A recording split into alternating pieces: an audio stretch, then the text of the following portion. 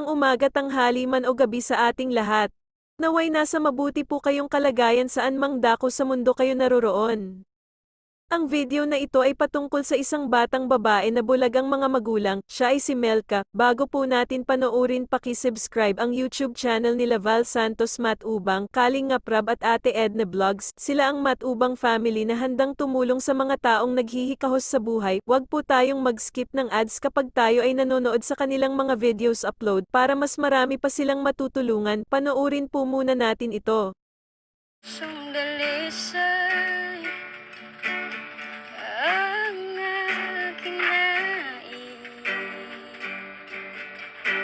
nalikhain mo, O Diyos, para sa akin. No matter how hard your life is, magpatuloy po kahit sobrang hirap, hindi naman katulad namin kahirap, or basta may mga bagay kang nahihirapan o nakakaramdam ka ng pagod. Siyempre po sa panahon ngayon dahil lalo't duman yung pandemic, magpatuloy po at laging mag-rely sa Panginoon na siya magbibigay ng lahat at ng mga pagsubok, magbibigay ng kasagutan.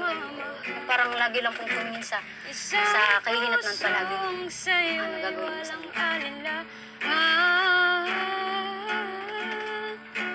Isang pusong itinitibo na ika'y parang alam, handog ko'y pagpupuri sa'yo lamang, Jesus.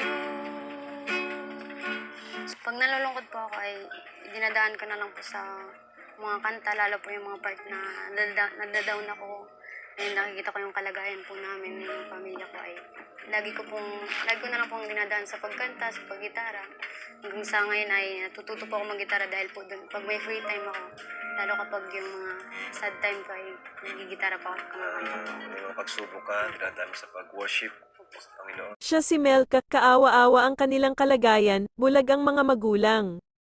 At sira ang bahay, napakatalinong bata at malapit sa Panginoon.